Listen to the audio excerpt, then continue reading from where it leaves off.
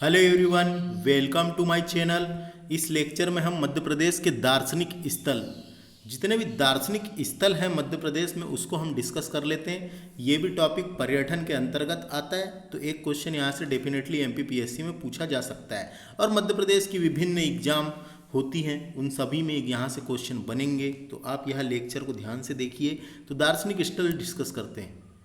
तो दार्शनिक स्थल डिस्कस करते हैं। तो मध्य प्रदेश में दार्शनिक स्थलों के प्रचार और प्रसार के पर्यटकों को आकर्षित करने के उद्देश्य से मध्य प्रदेश पर्यटन विकास निगम द्वारा 382 पर्यटन केंद्रों को चयनित किया गया, जिसमें से 20 पर्यटन केंद्र अंतर्राष्ट्रीय व्याख्या प्राप्त हैं। तो ये उतना याद नहीं रखना है। देखो, यूनेस्को की विश्व विरासत सूची में शामिल मध्य प्रदेश के पर्यटन स्थल।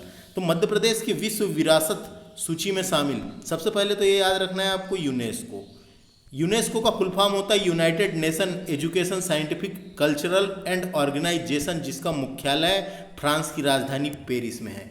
ये विश्व धरोहर में सूची में शामिल करता है, अपने विश्व के धरोहरों की सूची में शामिल करता है। इसको धरोहर को सूची में शामिल करता है, उसकी देखरेख करता है, उसकी देखभाल करता है। तो ये याद रखना है। तो सबसे पहले मध्य प्रदेश का खजुराहो का मंदिर को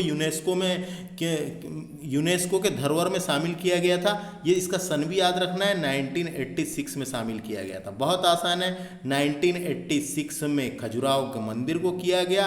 1908 लगा हुआ है, 6 के बाद 9 आएगा। 89 में सांची के स्तूप को किया गया, और 2003 में भीमबेटिका की गुफाओं को किया गया, और 2019 में अस्थायी सूची में ओरछा को शामिल किया गया है। तो मध्य प्रदेश के 4 स्थल ऐसे हैं जो यूनेस्को में शामिल है। सबसे पहले शामिल किया गया था खजुराहो के मंदिर को 1986 में, फिर सांची स्तूप या सांची के बौद्ध स्तूप को 1989 में, भीमबेटिका की गुफाओं को 2003 में, और ओरछा जो वर्तमान में निवाड़ी जिले में चले गया है, तो ओरछा इसको अस्थायी सूची में 2019 में शामिल किया गया है। खजुराहो के मंदिर, इनके बारे में हम डिटेल में भी आगे पढ़ेंगे, है ना। तो यहाँ से सन याद रखना है फ्रेंड्स, सन सही जोड़ी में पूछा जा सकता है। और क्या क्या चीज़ शामिल है, तो 4 ही चीज़ है जो शामिल है।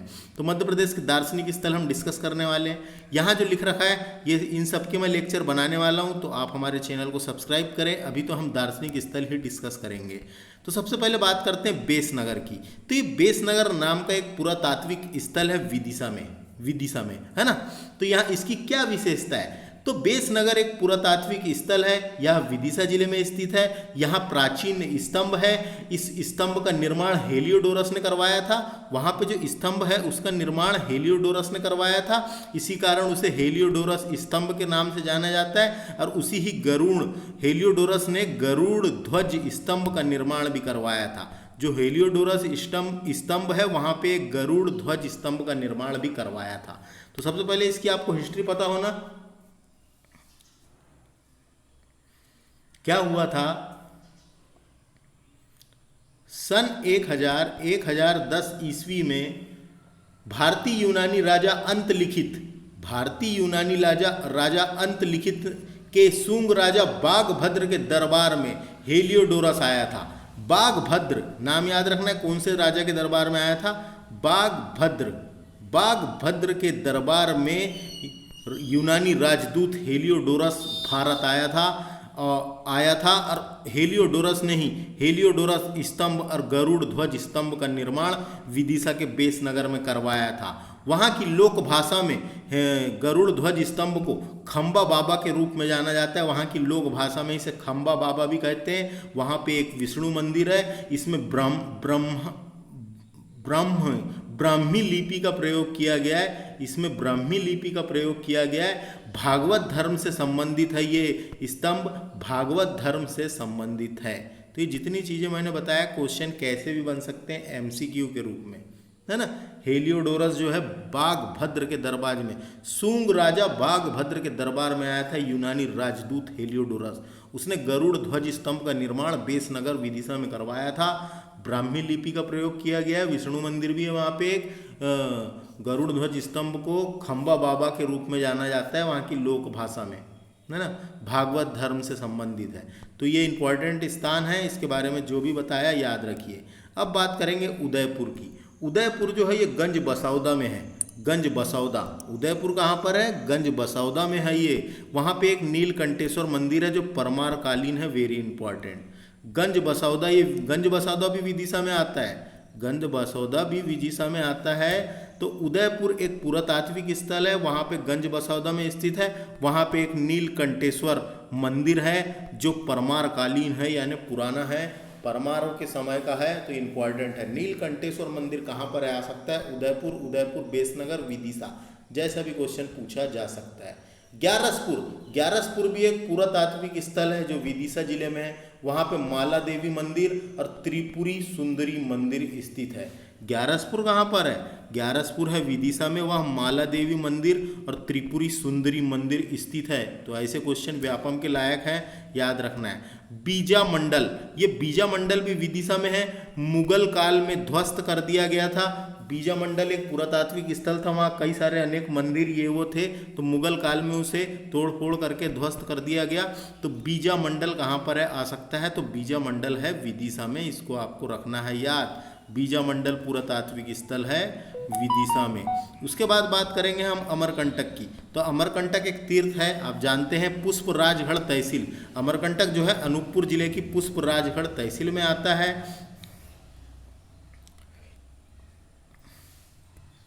पुष्पराजगढ़ तहसील में आता है। 105 मीटर ऊंचाई, वहाँ पे अमरकंटक से नर्मदा नदी निकलती है, पूरब से पश्चिम की ओर बहने वाली नदी है ये, और खंबात की खाड़ी में गिर जाती है। तो नर्मदा नदी में वहाँ पे कपिल धारा जलप्रपात और दूध धारा जलप्रपात स्थित है। जब नर्मदा नदी निकलती है तो सबसे पहले कपिल धारा जलप्रपात बनाती है, फिर आगे जाके दूध धारा जलप्रपात बनाती है। नर्मदा नदी नर्मदा कुंड से निकलती है। माई की बागिया वहाँ पे स्थित है, याद रखना है, नर्मदा नदी के किनारे अमरकंटक में माई की बागिया। कबीर चौराहा या कबीर चबूतरा भी वहाँ स्थित है, ये भी इंपॉर्टेंट है। नवग्रह मंदिर भी स्थित है वहाँ पे अमरकंटक में, नवग्रह मंदिर। जैन मंदिर भी है वहाँ पे। आदिनाथ का भी मंदिर है। सोनमुंडा, सोनमुंडा से सोन नदी निकलती है फ्रेंड्स, सोनमुंडा से सोन नदी निकलती है।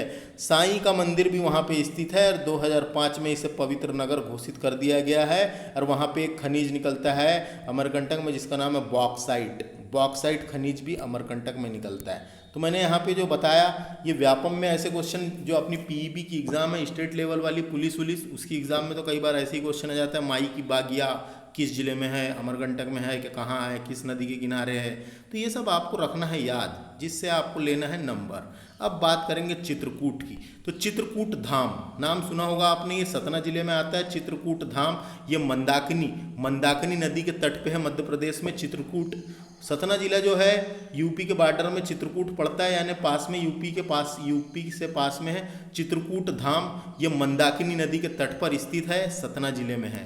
और जो चित्रकूट को ब्रह्मा विष्णु महेश के बाल अवतार का स्थान माना जाता है, ये डायरेक्ट क्वेश्चन आता है। ब्रह्मा विष्णु महेश यहीं पे बाल अवतार लिए थे, कहाँ? चित्रकूट में। वनवास के समय मर्यादा पुरुषोत्तम राम भी यहीं पर महर्षि अत्रि और सती अनसुईया के अतिथि थे। तो जब वनवास काट रहे थे भगवान श्री राम, तो वो चित्रकूट में इनके पास रुके थे, इनके अतिथि थे। महर्षि अत्रि और सती अनसुईया के अतिथि थे। उसके बाद आगे देखिए,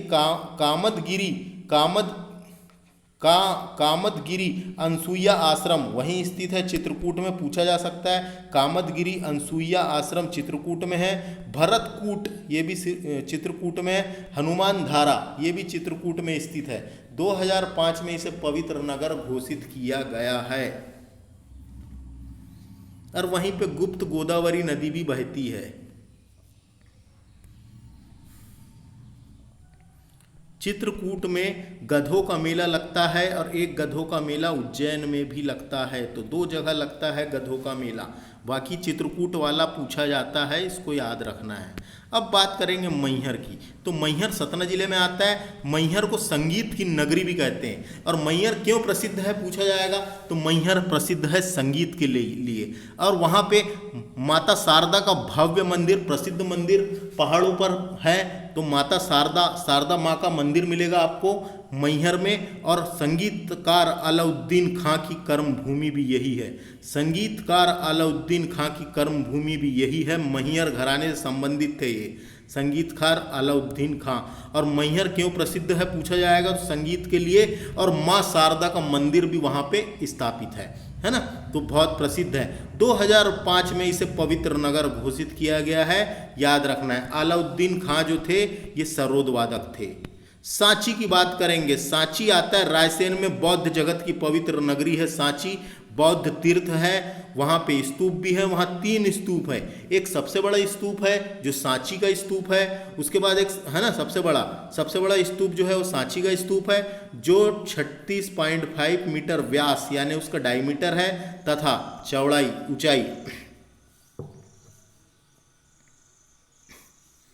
तथा ऊंचाई 16.4 मीटर है। स्तूप की रेलिंग जो है उसका निर्माण शुंगों ने करवाया था, पुष्पमित्र शुंग ने करवाया था। जो रेलिंग बनी हुई है आजू बाजू उसको तोरण द्वार कहते हैं, तो उसका निर्माण पुष्पमित्र शुंग ने करवाया था। तो सांची से क्या क्या क्वेश्चन बन सकते हैं, देखो यहाँ पे सांची का स्तूप है, सांची के स्तूप का निर्माण सम्राट अशोक ने करवाया था 2री-3री शताब्दी में। सांची के स्तूप की खोज कैप्टन टेलर ने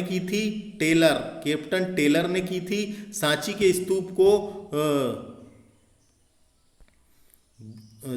स्तूप को 1989 में यूनेस्को में शामिल किया गया था। सांची का स्तूप रायसेन में है। सांची के स्तूप की फोटो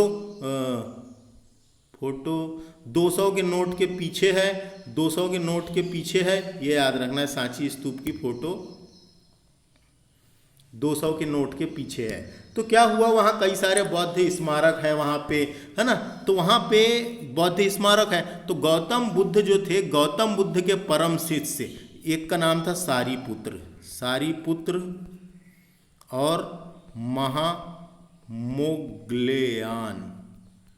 सारीपुत्र और महामोगल्यान का निधन सांची में हुआ था, तो उनके शिष्यों के दोनों की अस्थियों को संदूक में बंद करके सांची के स्तूप में रखा गया है।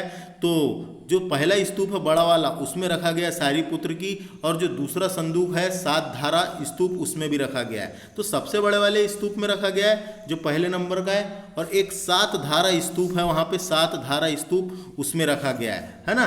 तो ये याद रखना है, इतना याद रखना है। और सांची के स्तूप की खोज किसने की पूछा जाएगा तो जनरल टेलर ने सांची के स्तूप की खोज की थी, इतना याद रखो यहाँ से, है ना, 1818 में करी थी। और सांची स्तूप की जो फोटो है वो 200 के नोट के पीछे है, तो ये याद रखना है।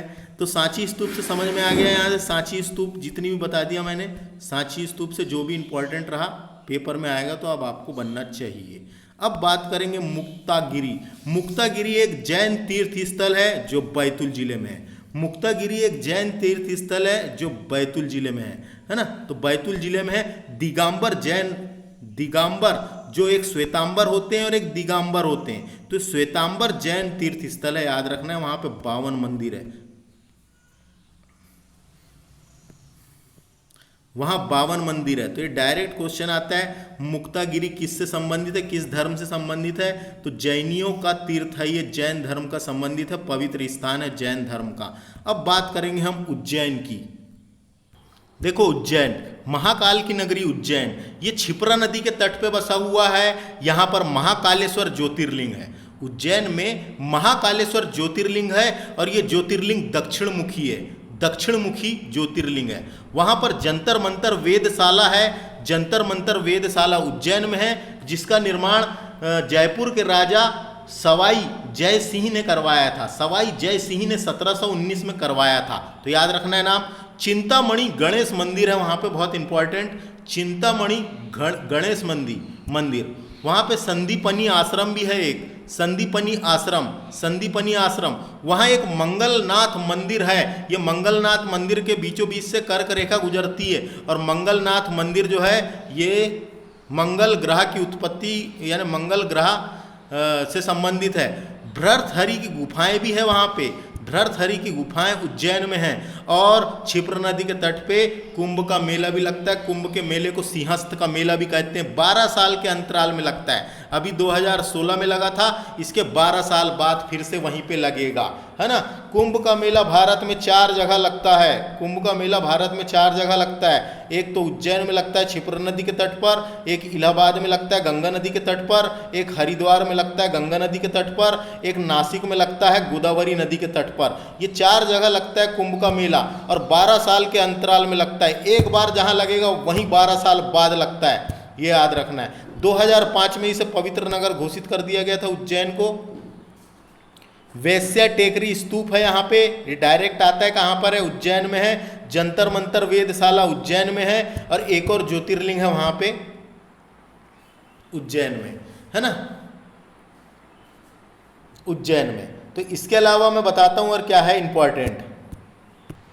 ये संदीपानी आश्रम इंपॉर्टेंट है फ्रेंड्स। यहाँ से क्या है, यहाँ जो है भगवान श्री कृष्ण ने अपनी संपूर्ण शिक्षा और ज्ञान संदीपानी आश्रम से ही प्राप्त की थी। वहाँ पे गुरु थे संदीपानी, उन्हीं से प्राप्त की थी। तो ये इंपॉर्टेंट है, पूछा जा सकता है।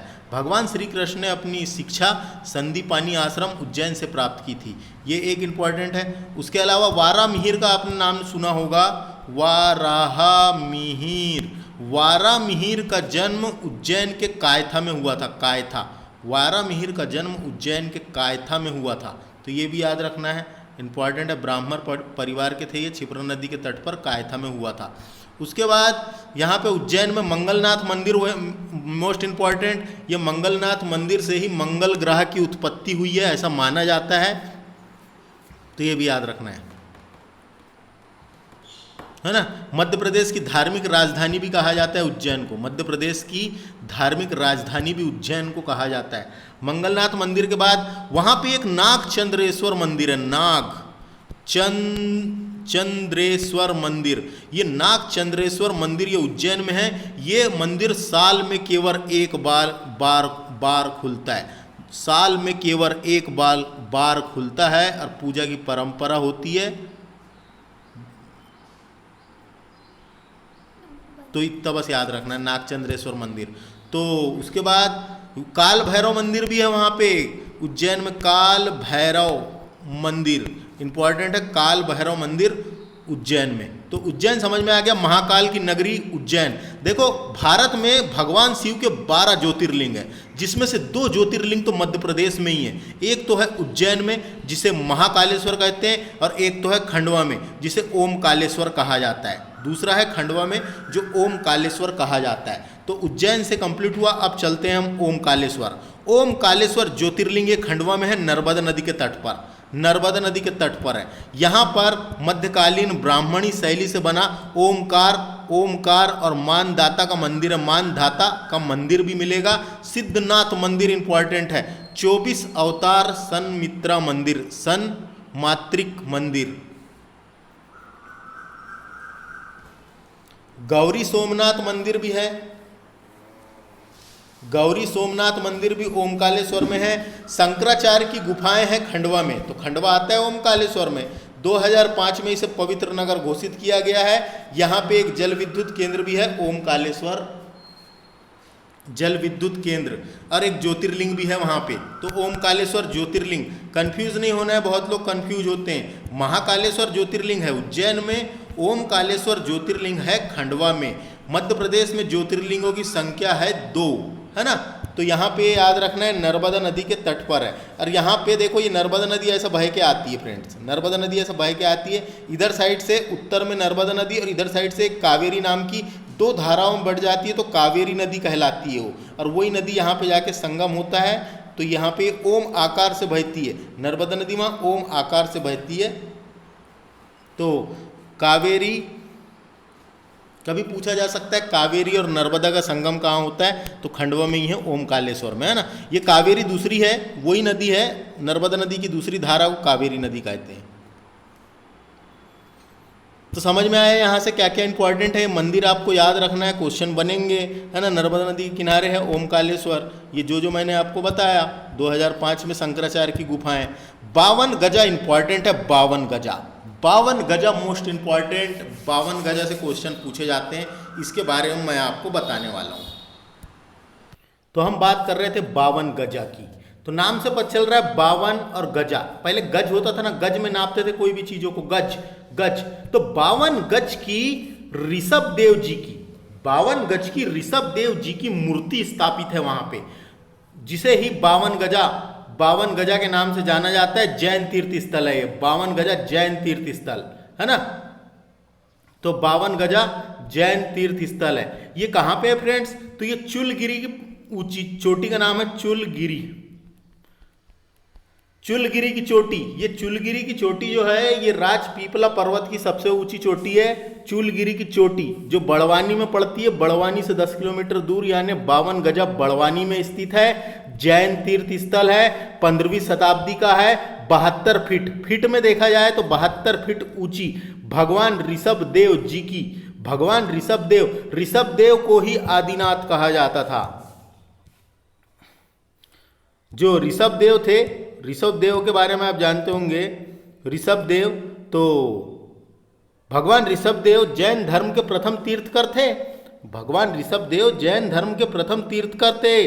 तो ऋषभ देव जी को ही आदिनाथ भी कहा जाता था। तो क्वेश्चन आ सकता है भगवान आदिनाथ की 52 गजा कहाँ स्थित है? चूलगिरी की चोटी पर स्थित है, बड़वानी में 52 गजा। कौन से धर्म से संबंधित है? जैन धर्म से संबंधित है। ऋषभ देव की मूर्ति है, भगवान आदिनाथ इन्हें कहा जाता था।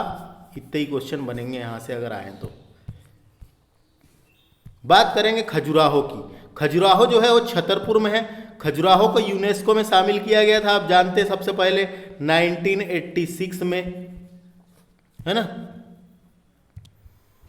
तो खजुराहो परिसर में बहुत से मंदिर है। 3 समूह में बांटा गया है खजुराहो के मंदिरों को, पूर्व समूह, पश्चिम समूह और उत्तर समूह, है ना। दक्षिण समूह में नहीं है, याद रखना है। तो कंदरिया महादेव मंदिर खजुराहो का सबसे बड़ा मंदिर है। इसका निर्माण चंदेल राजा विद्याधर ने करवाया था। विद्याधर राजा विद्याधर ने करवाया था। अगर विद्याधर ऑप्शन नहीं देगा तो गंगदेव ने करवाया था, याद रखना है, गंगदेव। काहे कि जब ये मंदिर का निर्माण हो रहा था तो विद्याधर और गंगदेव दोनों का शासनकाल रहा है, इसलिए थोड़ा सा नाम में अंतर है।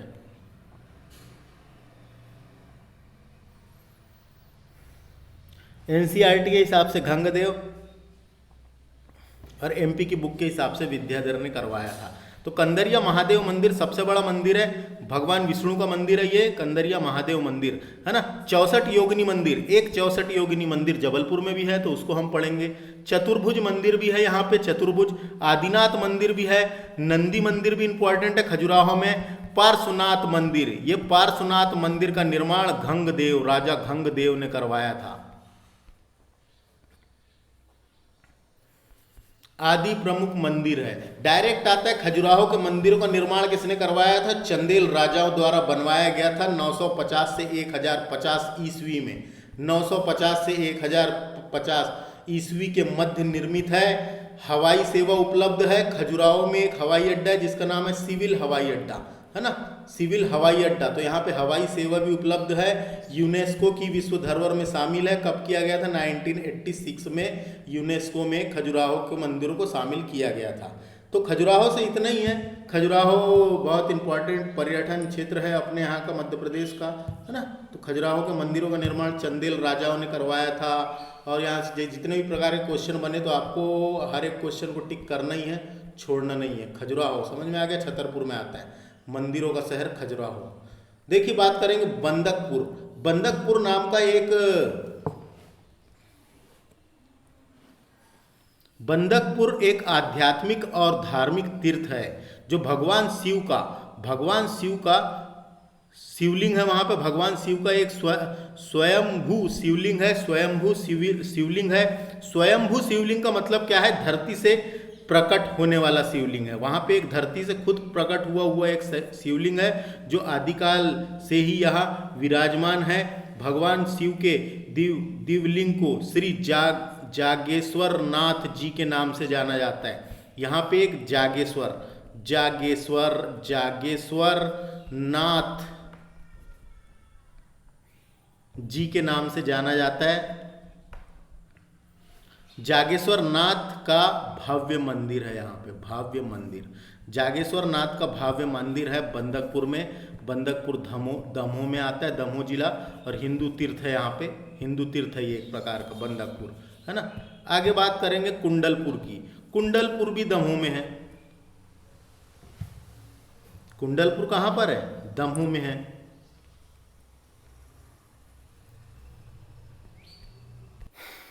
तो याद रखना है, कुंडलपुर दमोह में है, जैन तीर्थ है, एक पूछा जा सकता है। नोहटा, नोहटा इंपॉर्टेंट है, ये दमोह में है, ये बीना कटनी रेल मार्ग के पास है। 12वीं सदी में, 12वीं शताब्दी में चंदेलों की राजधानी भी रहा है नोहटा। 12वीं शताब्दी में चंदेलों की राजधानी भी रहा है नोहटा। यहाँ पे गुरिया और बेरमा नदियों के संगम पर बसा हुआ है। गुरिया और बेरमा नदियों के संगम पर बसा हुआ है। यहाँ पे प्राचीन शिव मंदिर और जैन मंदिर के अवशेष हेतु विख्यात है। यहाँ प्राचीन शिव मंदिर और जैन मंदिर, देखो यहाँ पे एक प्राचीन शिव मंदिर है जिसका नाम है नोहलेश्वर, नोहलेश्वर मंदिर।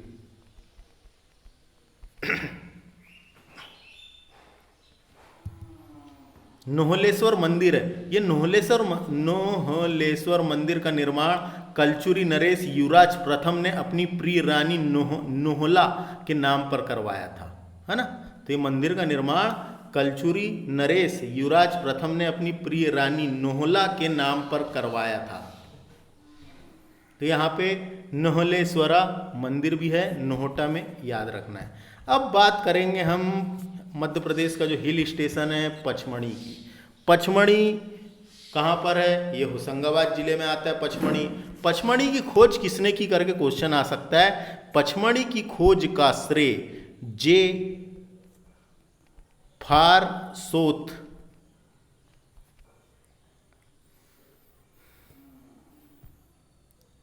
जे फारसोत या फारसित, कई जगह फारसित लिखा हुआ है और कई जगह फारसेत लिखा हुआ है। विकिपीडिया में देखेंगे आप तो फारसेत मिलेगा, है ना। तो जे फारसेत नाम के ब्रिटिश कैप्टन को जाता है। खोज करने का श्रेय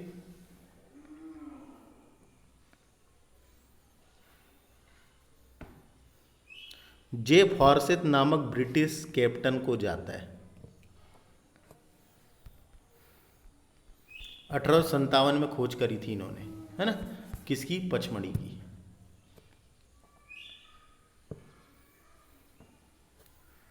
तो पचमढ़ी मध्य प्रदेश की ग्रीष्मकालीन राजधानी भी है। पचमढ़ी को सतपुड़ा की रानी भी कहा जाता है, होशंगाबाद जिले में। यहाँ पे अप्सरा विहार, जटाशंकर, पांडव की गुफाएं पचमढ़ी में है। धूपगढ़, चौरागढ़, ये सब पचमढ़ी में है। महादेव पर्वत पचमढ़ी में है। महादेव पर्वत पर ही मध्य प्रदेश की सबसे ऊंची चोटी धूपगढ़ स्थित है, जिसकी ऊंचाई है 1350 मीटर। ये मध्य प्रदेश की सबसे ऊंची चोटी है और ये सतपुड़ा पर्वतमाला की भी सबसे ऊंची चोटी है। सतपुड़ा की रानी पचमढ़ी को कहा जाता है। ये सब याद रखना है, यहाँ पे क्या क्या है, क्वेश्चन पूछ लिए जाते हैं। अब बात करेंगे बांधवगढ़ की। ये उमरिया जिले में आता है। यहाँ शेषशाही मूर्तियाँ मिलेगी। विष्णु भगवान की भी मूर्ति है एक। वहाँ किला है बांधवगढ़ में एक, जिसे बांधवगढ़ का किला कहते हैं। बांधवगढ़ के किले का निर्माण राजा व्याघ्रदेव ने, रीवा रियासत के राजा व्याघ्रदेव ने करवाया था बांधवगढ़ के किले का निर्माण, है ना। उस किले के सामने विष्णु के 12 अवतार की मूर्ति भी मिल जाएगी आपको। किले के सीमा में ही विष्णु के 12 अवतार की प्रतिमा पत्थर को तराश कर बनाई गई है। पत्थर के तराश कर बनाई गई है किले के सामने।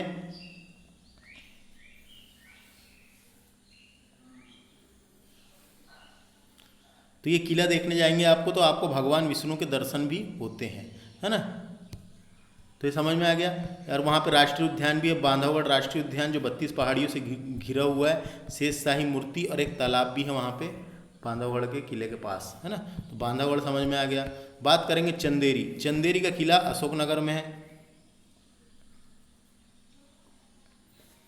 इसका निर्माण राजा कीर्तिपाल ने करवाया था। वहाँ पे खूनी दरवाजा, चारों ओर बावड़ियाँ, सरोवर और धोवन मठ भी स्थित है। ये धोवन मठ नाम सुना नया लग रहा है, इसको याद रखो। धोवन मठ कहाँ पर है? चंदेरी के किले में। चंदेरी बहुत ही इंपॉर्टेंट है फ्रेंड। चंदेरी का उल्लेख महाभारत में भी मिलता है। शिशुपाल महाभारत काल का राजा था चंदेरी का, और चंदेरी का युद्ध भी हुआ था, याद करो, 1528 में बाबर और मेदिनी राय के बीच, बाबर और मेदिनी राय के बीच, जिसमें बाबर की जीत हुई थी, है ना। तो इससे इतना ही चंदेरी से याद रखो, यहाँ खूनी दरवाजा क्या क्या है, चंदेरी का किला। पशुपतिनाथ का मंदिर वेरी इंपॉर्टेंट, ये मंदसौर में है, सीवना नदी के तट पर, सीवना नदी के तट पर, सीवना, है ना। पशुपतिनाथ का मंदिर सीवना नदी के तट पर है, वेरी इंपॉर्टेंट क्वेश्चन, ये क्वेश्चन तो आते ही रहता है। पशुपतिनाथ का मंदिर सीवना नदी के तट पर है, पशुपतिनाथ का मंदिर सीवना नदी के तट पर है, कहाँ पर, मंदसौर में। मंदसौर में एक शिव मंदिर भी है, क्या नाम है उसका, सूर्य मंदिर, मंदसौर में एक सूर्य मंदिर भी है। तो पशुपतिनाथ का मंदिर पूरे देश में मध्य प्रदेश राज्य के मंदसौर जिले में स्थित है, प्राचीन मंदिर है। मंदसौर नगर में सीवना नदी के तट पर, ये ऐसा वाला सा बनेगा नदी का नाम में, सीवना, सीवना नदी के तट पर बसा हुआ है, किनारे स्थित है। पशुपतिनाथ की मूर्ति पूरे विश्व में द्वितीय प्रतिमा है, ये दूसरे नंबर की मूर्ति है। ये पूरे पशुपतिनाथ का मंदिर पूरे विश्व में कहीं नहीं है, एक नेपाल की राजधानी काठमांडू में है, बस बागमती नदी के तट पर, नेपाल की राजधानी काठमांडू में, और दूसरा है मंदसौर में। तो दो ही जगह है पूरे विश्व में पशुपतिनाथ का मंदिर। तो समझ में आ गया, पशुपतिनाथ का मंदिर मंदसौर में है, सीवना नदी के तट पर, सीवना नदी के तट पर है। मंदसौर में एक सूर्य मंदिर भी है। सोनगिरी, सोनगिरी जैन तीर्थ स्थल, ये दतिया में है, दिगंबर जैन मंदिर से संबंधित है, 108 जैन मंदिर है वहाँ पे सोनगिरी में, है ना। सोनगिरी जैन तीर्थ ये कहाँ पर है, दिगंबर जैन मंदिर है, 108 मंदिर है, दतिया में है, याद रखें।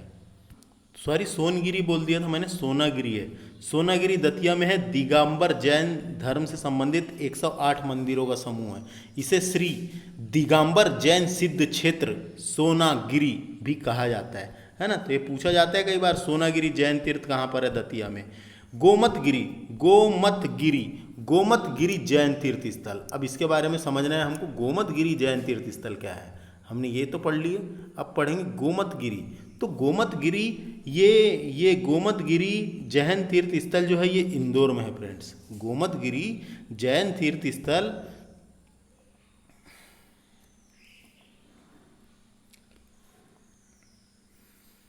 ये इंदौर में है। यहाँ पे भगवान बाहुबली की 27 फीट ऊंची खड़गासन प्रतिमा यानी खड़ी प्रतिमा स्थापित है ना। तो ये भगवान बाहुबली कौन थे, बाहुबली की मूर्ति आपने सुना होगा, बाहुबली की मूर्ति। तो ये भगवान बाहुबली ये जो थे ये प्रथम तीर्थकर, जैन धर्म के जो प्रथम तीर्थकर थे ऋषभदेव जी के पुत्र थे बाहुबली, है ना। बाहुबली प्रथम जैन तीर्थकर ऋषभदेव के पुत्र थे, है ना। तो ये बाहुबली की मूर्ति है, तो ये भी जैन धर्म से संबंधित है, याद रखना। 27 फीट ऊंची मूर्ति, खड़ी मूर्ति बनी हुई है, खड़ा आसन का मतलब खड़े हैं सीधे। और ये गोमतगिरी बोलते हैं इसको, गोमतगिरी जैन तीर्थ कहाँ पर है पूछा जाएगा, इंदौर में है, याद रखना। गोमतगिरी जैन तीर्थ स्थल, वहाँ बाहुबली की मूर्ति है, कभी मूर्ति का नाम दे के भी पूछी जा सकती है ना। अब आगे चलते हैं।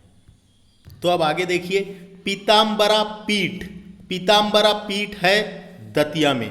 तो पीताम्बरा पीठ दतिया शहर में स्थित देश का एक प्रसिद्ध शक्तिपीठ है। श्री गोलकवासी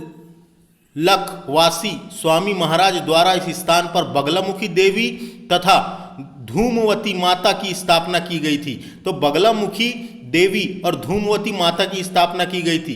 पीताम्बरा पीठ में स्थित वन खंडेश्वर मंदिर एक महाभारत कालीन शिव मंदिर है।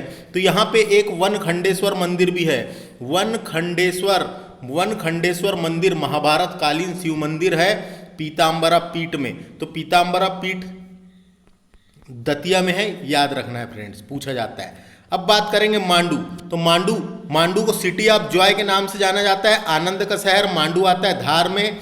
मांडू में जहाज महल, हिंडोला महल, रानी रूपमती का महल, बाज बहादुर महल, अशरफी महल, ये सब स्थित है। जहाज महल के बारे में मैंने बता दिया था, जहाज महल स्थित है मांडू में। हिंडोला महल को घुमाऊ महल भी कहते हैं। रानी रूपमती का महल भी है जो बाज बहादुर ने बनवाया था, उसकी प्रेमिका थी रानी रूपमती। और बाज बहादुर का महल और अशरफी महल, ये अफगानी कला का सुंदर नमूना है, ये भी मांडू में है। भेड़ाघाट, भेड़ाघाट जो है, भेड़ाघाट जलप्रपात है नर्मदा नदी पर जबलपुर में। 18 मीटर ऊंचा जलप्रपात है, संगमरमर की चट्टानों में पानी गिरता है, धुआं टाइप का प्रतीत होता है, तो इसे धुआंधार जलप्रपात भी कहा जाता है ना। तो ये जबलपुर में है। भेड़ाघाट जलप्रपात नर्मदा नदी पर है, इंपॉर्टेंट है। नर्मदा एवं बावन नदी के संगम पर स्थित प्रपात है ये, और यहाँ दोनों संगमरमर की चट्टानों से घिरा हुआ है, और संगमरमर की चट्टानों पर पानी गिरता है, तो उसे ही भेड़ाघाट जलप्रपात कहा गया है। भृगु ऋषि ने यहाँ पे तपस्या की थी। भृगु ऋषि ने यहाँ पे तपस्या की थी, क्वेश्चन आ सकता है। भृगु ऋषि ने यहाँ पे तपस्या की थी। बंदर कूदनी स्थित है भेड़ाघाट में, बंदर कूदनी, ये इंपॉर्टेंट है, पीईबी एग्जाम में ऐसे क्वेश्चन पूछे जाते हैं। बंदर कूदनी कहाँ पर है? भेड़ाघाट में। 64 योगिनी मंदिर स्थापित है। 64 योगिनी मंदिर एक खजुराहो में भी है, एक जबलपुर में भी है, भेड़ाघाट में। 64 योगिनी मंदिर को गोलाकी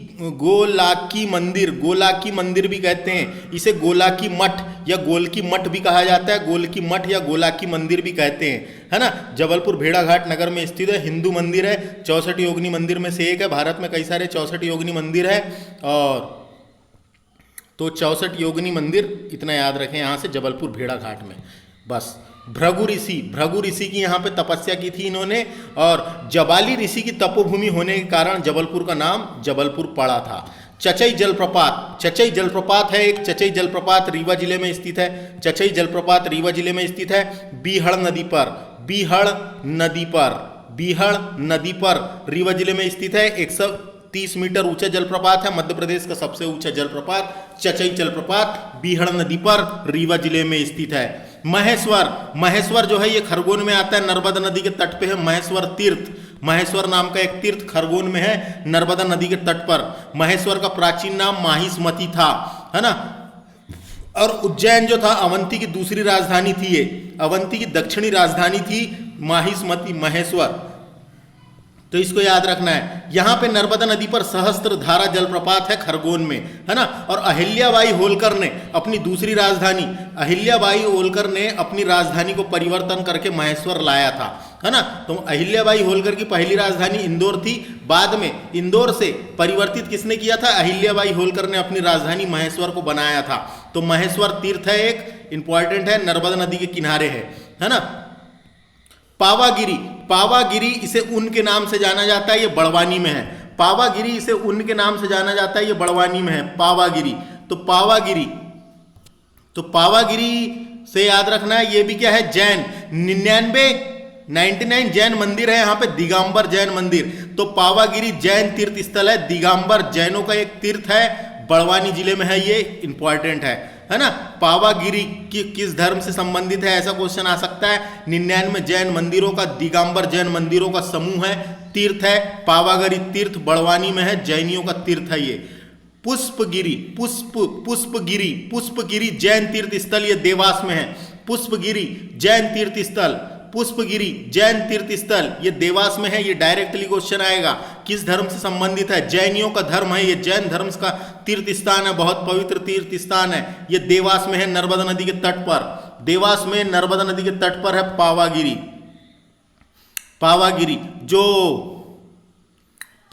है ना। तो यहां से और क्या है, तो ये पावागिरी जो है, पावागिरी याद रख लो, बस डायरेक्ट इतना ही याद रखो। सॉरी, पावागिरी बोल रहा हूं, पावागिरी तो ये है पावागिरी। ये पावागिरी कहाँ पे? बड़वानी में। पुष्पगिरी कहाँ पर है? ये है देवास में, है ना। तो जैनियों का तीर्थ है ये। भरूत स्तूप की बात करेंगे अब हम। भरूत स्तूप मध्य प्रदेश के सतना जिले में स्थित है। यह बौद्ध स्तूप है, कला आकृतियों के लिए प्रसिद्ध है। यह स्तूप अशोक द्वारा 3री शताब्दी में निर्मित किया गया था। इसकी खोज कानी धाम ने की थी। कानिधम ने की थी 1873 में। इसकी खोज कानिधम ने की थी 1873 में। मैंने क्या बताया, भरूच स्तूप का निर्माण किसने, अशोक ने करवाया था। लेकिन कई जगह में यह भी आपको मिलेगा कि भरूच स्तूप के संस्थापक पुष्यमित्र शुंग थे। पुष्यमित्र शुंग थे संस्थापक, पुष्यमित्र शुंग थे। तो अब ऑप्शन के हिसाब से खेलना है इसको।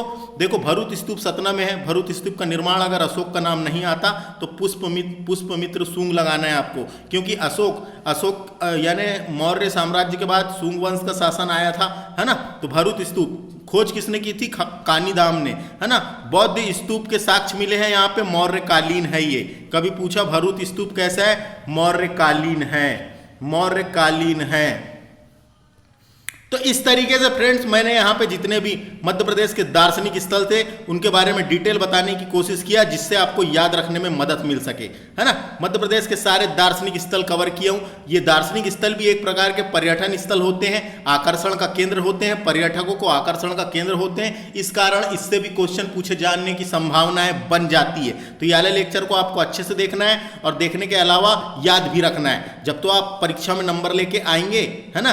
तो थैंक्स फॉर वॉचिंग, नमस्ते। बाकी के बचे हुए लेक्चर हम डिस्कस करेंगे आगे के लेक्चर में। तो हमारे इस चैनल को सब्सक्राइब करें और वीडियो को शेयर और बेल आइकन को भी प्रेस कर लें, जिससे आने वाले नोटिफिकेशन आप लोगों को मिल सके। थैंक्स फॉर वॉचिंग, नमस्ते।